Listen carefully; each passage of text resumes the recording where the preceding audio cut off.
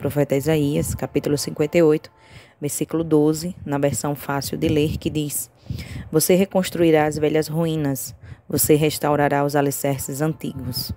Você será chamado aquele que levanta os muros caídos e aquele que faz com que as ruas sejam habitadas de novo. E meditando nessa palavra, o Senhor me fez lembrar do livro que fala sobre parte da vida e propósito de Neemias. Meditando sobre a vida de Neemias, eu encontrei que o nome de Neemias significa Deus conforta. Isso está no comentário bíblico Bacon. E o que significa conforto? O dicionário online diz que conforto é bem-estar material, é uma comodidade física satisfeita. E quando a gente começa a analisar a história de Neemias, em parte ele vivia confortável, podemos dizer assim. Neemias ele tinha um cargo junto ao rei, ele era o copeiro do rei, ou seja, servia ao rei persa. E algumas vezes ele desfrutava de benefícios junto ao rei, como provar das excelentes comidas e bebidas que apenas o rei e seus súditos mais chegados poderiam usufruir. Parecia bastante confortável estar nessa posição, apesar de que, quando o copeiro desfrutava disso, ele também teria uma possibilidade de algum dia ser o seu último dia.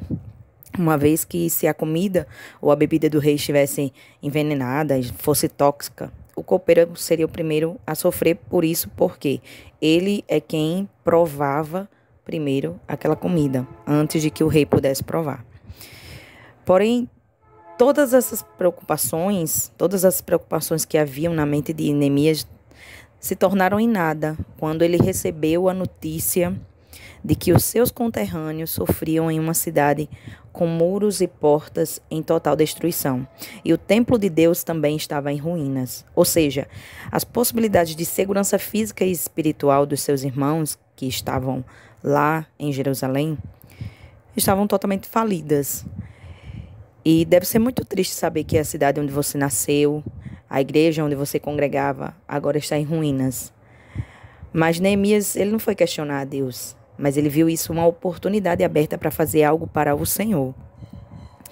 E por causa da preocupação com a vida física e a vida espiritual dos seus conterrâneos, Neemias ele percebeu que precisava fazer algo, ou seja, levantar-se e usar da oportunidade que Deus lhe concedeu. Será que nós estamos usando essa oportunidade que Deus nos concedeu para fazer aquilo que Ele tem colocado na nossa mente? Tem um trecho que Neemias ele vai dizer: o Senhor colocou no meu coração e eu fui guardando, eu não revelei para ninguém. E enquanto eu fui guardando aquilo, eu fui observando as estratégias que eu poderia usar. E primeiro o que Neemias fez? Ele orou a Deus, porque para que você possa começar a fazer esse projeto, essa obra, esses dias atrás, eu começando um projeto e uma irmã foi ousada e disse assim: coloque Deus na frente de tudo. E quando eu falei com o Senhor, eu disse: Senhor, vai à frente, esteja à frente. E eu pude ver que o início e o desenrolar desse projeto, ele começou a dar certo. E alguém disse: olha, está indo muito bem. E então realmente eu confirmei que colocar Deus na frente, mais uma vez eu confirmei que colocar Deus na frente de tudo é a parte principal, é o primeiro de tudo que a gente tem que fazer. Então, Neemias, ele orou a Deus, que é o Deus que tem controle de todas as coisas. O salmista escrevendo, ele vai dizer: Deus, ele se assenta do seu trono e de lá ele governa tudo. Ou seja, Deus está no controle de tudo. Depois, Neemias, ele foi falar com o rei para restaurar as partes destruídas do seu local de nascimento e assim tentar promover novamente a expectativa de segurança para o seu povo e trazer alegria. E aí veio a reflexão: será que hoje nós estamos também nos entristecendo ao ver as situações que a obra do Senhor e alguns irmãos estão passando espiritualmente, fisicamente, também, materialmente?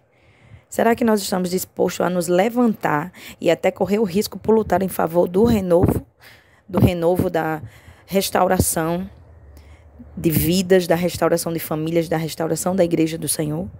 Porque Neemias, quando ele soube daquilo, ele se entristeceu tanto, mas o copeiro, os empregados do rei que o serviam ali na corte, eles não poderiam estar tristes, porque isso seria como se ele estivesse trazendo algo que pudesse ser ruim para o rei. Eles poderiam ser como mensageiros de coisas ruins, serem considerados como mensageiros de coisas ruins.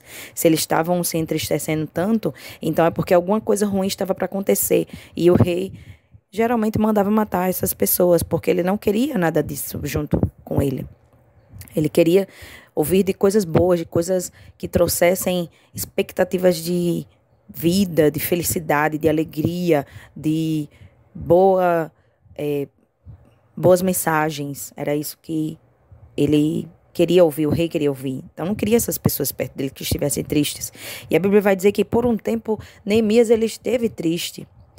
E em um certo momento em que ele teve que servir ao rei pessoalmente, o rei olhou para ele e disse: por que tu estás tão triste? Mas essa tristeza eu estou vendo que não é uma tristeza comum. É uma tristeza profunda dentro do teu coração, no mais íntimo da tua alma. Será que a gente também está disposto a deixar um pouco dos nossos interesses em benefício de ajudar os nossos irmãos? Neemias, ele estava lá no palácio, servindo ao rei. Ele tinha sua casa, ele tinha seu emprego, ele tinha suas expectativas de boas coisas para o seu futuro. Mas e o povo de Deus? E os seus irmãos? E os seus conterrâneos que estavam lá naquela cidade destruída? Foi isso que começou a entristecer o coração de Neemias. Nós precisamos pedir a Deus que quebrante os nossos corações para que nós possamos sentir as misérias uns dos outros, como diz a palavra de Deus. E que nos levantemos não para julgar os erros, porque Israel estava ali também sofrendo por causa dos seus erros. Mas Neemias, ele não quis saber disso. Não quis saber disso. Ele foi dizer a Deus: Deus, eu sei que o povo errou.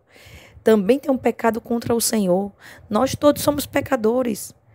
Mas eles precisam ser restaurados, Senhor. Lembra-te disso. Nós precisamos também ensinar com amor aqueles que estão indo para o abismo, que estão caindo. Nós precisamos ensinar eles para que voltem ao Senhor, que é só o Senhor que pode restaurar tudo de acordo com a sua vontade, que é perfeita e agradável, como a Bíblia diz. E por vezes, essa reforma que se requer, ela não é só uma reforma física. Às vezes a gente quer fazer uma reforma física, mas essa reforma, várias vezes, ela precisa ser uma reforma espiritual. E aí um dos profetas, ele vai dizer: tirar o coração de pedra para poder receber o coração de carne. Ou seja, um coração que se compraz em fazer a vontade de Deus por completo.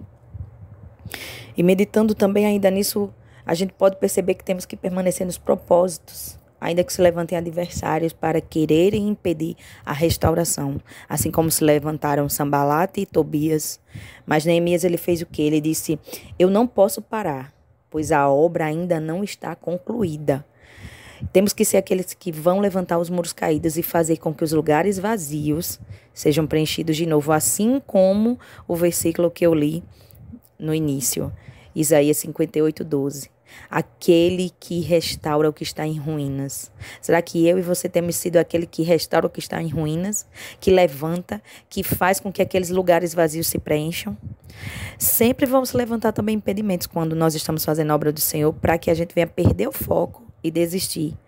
Mas o importante é a gente lembrar que a obra é de Deus, o Todo-Poderoso, como disse o apóstolo Paulo aos Filipenses, capítulo 1, versículo 6. Eu estou convencido de que aquele que começou a boa obra, ele é que vai completar. E ele disse também para os Efésios que Deus é poderoso para fazer infinitamente mais do que tudo quanto pedimos ou pensamos, mediante o seu poder que atua em nós. Esse poder de Deus atua diariamente na minha e na tua vida quando nós buscamos ao Senhor. E no capítulo 58 de Isaías, ele vai dizer: o que é que eu quero de vocês? O Senhor diz através de Isaías.